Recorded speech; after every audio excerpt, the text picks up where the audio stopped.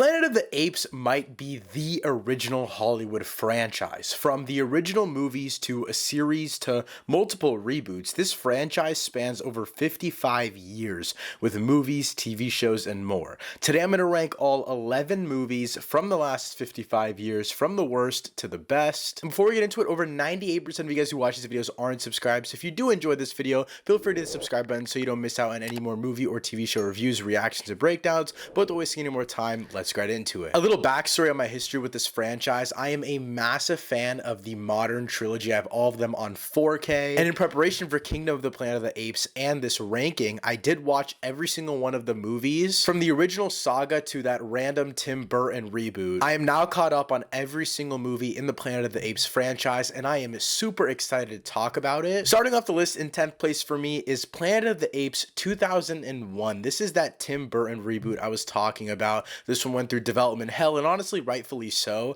I don't know why this movie was made. To be completely frank with you guys, this movie sucks. I have it at 1 star on Letterboxd. This movie genuinely has no reason to exist. But nevertheless, moving up the list, in 9th place for me is Battle for the Planet of the Apes. This is, if I'm not mistaken, the final movie in that overall old saga. And honestly, I think there are a pick few good ones from this saga, but overall I do feel like they just rehash the same thoughts and themes over and over and over, and Battle for the Planet of the Apes is really where I drew that line. I mean, I think a few movies before this is where they really start to lose steam, but I just feel like it becomes lifeless group set action, which is again a complaint that I'll be repeating throughout this video for a lot of these movies. In 8th place for me is Conquest of the Planet of the Apes, and a lot of my mutuals on Letterboxd actually enjoyed this movie a lot, but for me personally, this movie truly falls flat in the aspect where the first and third movie in that original saga really do work for me. The dialogue in and of itself is so boring to me, and then on top of that, when that mass action that I was talking about from Battle for the Planet of the Apes is also in here,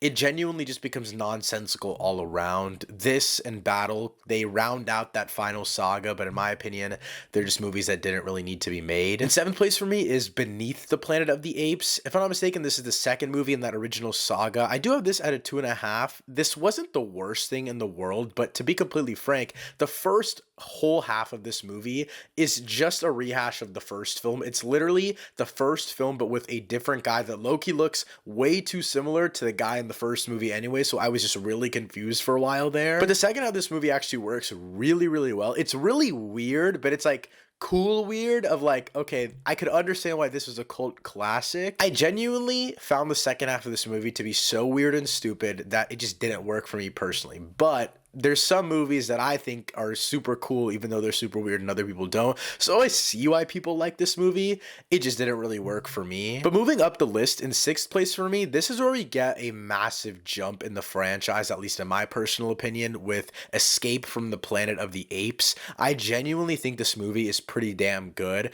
A 7 out of 10 is pretty great for especially me who isn't really tapped into many older films. If I'm not mistaken, this is the third film in that original saga where the apes are made to actually go to Earth, and this is such an interesting concept. But man, are the characters actually so compelling in this film. I think Zira and Cornelius in this movie are not necessarily on the level of Caesar in the modern trilogy, but they're the closest things we've gotten to it in that original saga. I think Caesar and honestly the rest of the apes that kind of come into that main character role later in the saga, they're all just very poorly written, and I guess it's because, I mean, at least for me personally, I wasn't attached to them from the beginning. I found the story of how Cornelius and Zira's characters, and they kind of evolve into like giving birth to Caesar, and then Caesar goes on and has his own thing in the saga. I get that, and I think that evolution is a really interesting idea, but they just never really fleshed out and baked through those characters enough. It's interesting when you look at this movie in comparison to the modern trilogy, because in the modern trilogy you see instantly that the humans are pretty much treated as the bad guys, whereas here there is some sense of okay, maybe we can be sympathetic towards them and their relationship with Zira and Cornelius. But moving up the list, in fifth place for me is Planet of the Apes. This is the 1968 one, and this is at an 8 out of 10 for me. Again, I'm not very much tapped into older films, but I know it's not the most complicated movie with the most complicated script.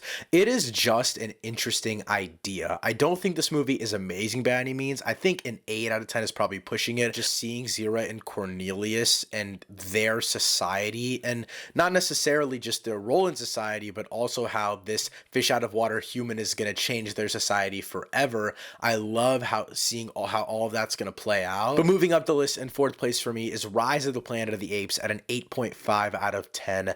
I think this movie was the perfect beginning to this modern trilogy. I just think it's a really, really, really great and awesome introduction, or I guess reintroduction to this world. And I'll be the first one to admit it, I guess, but James Franco isn't half bad in this film. His relationship with Caesar is really, really compelling. And then obviously we see the second that Andy Serkis steps into this role, it is transcended beyond belief. But moving up the list in third place, you guys probably already guessed it, is Kingdom of the Planet of the Apes. Again, my full review is already out for this film, so if you want to go check that out, feel free to do so in the link in the description down below. But I genuinely really, really love this movie. I had such high expectations going in this film. It was my second most anticipated movie of 2024, and I'm not going to say it blew my expectations out of the water, but I left the theater with chills down my spine and everywhere in between, and I was just so happy that towards the final act of this movie, I just viscerally felt this movie in my bones. From just the apes coming together and doing this chant that shook my body, to all of these emotional moments between our newest protagonist, Noah, and his family, this teenage coming of age story that's kind of in this just ape world is really cool and interesting to see. And my favorite part about this movie is that thematically, rather than focusing on fatherhood like it did in the modern Caesar trilogy, they kind of focus on sonhood and kind of taking up the mantle, doing what's right for your people. I think it's a really interesting thing to do. And I will say, as I've sat with this movie more, obviously I found more flaws, but at the end of the day, I come back to the fact that I genuinely enjoyed so much of my time with this movie. It delivered exactly what I wanted from this franchise, and at the end of the day, it was just a damn good time at the movies, which is exactly what I wanted from this film, while still being a little bit thematically rich. But moving up the list, in second place for me is War for the Planet of the Apes at a 9 out of 10. Now, originally, this was my top of the trilogy until I rewatched what is now the number one, but for War for the Planet of the Apes, this movie is absolutely amazing. It is almost a perfect film. My only problem, and I just want to get this out of the way right now before I start gushing about this film, is the fact that at times it just feels like a very baseline adventure story, whereas the number one never really dips in that sense. But War for the Planet of the Apes is easily the best looking Planet of the Apes movie ever. And it makes sense. It was the newest one in that modern trilogy, and then obviously it has an amazing cinematographer, one of the greatest directors of our time, in my opinion, with Matt Reeves, and then obviously Andy Serkis as Caesar. I think the stars absolutely aligned with this movie, and it pays off. Woody Harrelson is also the main human character in this film, and he goes crazy. This movie is filled with so many badass moments, so many just amazing character development ideas, and it truly is the cap to one of the greatest protagonists of all time story arc. But with that being said, in first place for me is Dawn of the Planet of the Apes. This is on the level of Spider-Man 2, The Dark Knight, the greatest sequels of all time. And I won't lie to you, I didn't really recognize this until I rewatched this movie very, very recently. The family elements are so at the core of this film because it's not only Caesar's family, but the human family as well. And this, I think, is the perfect blend of having human storylines and animal storylines that are compelling enough that all of the hybrid movies try to crack the code for. This was Matt Reeves' first outing in the Apes franchise, and he absolutely puts his mark on it, in my opinion. But since my last watch of this was a rewatch, I decided to watch it with a Matt Reeves commentary over it. And halfway through, I had to turn it off because I got so locked into the movie. To put it simply, this movie is a masterclass in all areas. I'm not saying anything that you guys haven't heard before. I feel like Out of all of the movies in this franchise, Dawn is the one that is most widespread. People just love this movie. No one hates this movie that I know, at least. But guys, that wraps up my ranking for the entire Planet of the Apes franchise, all 10 movies. Let me know your ranking for all of these films in the comments down below. And again, subscribe if you want to check out more of my movie or TV show reviews, rankings, and breakdowns. Thanks so much for watching. I'll see you next time. Peace.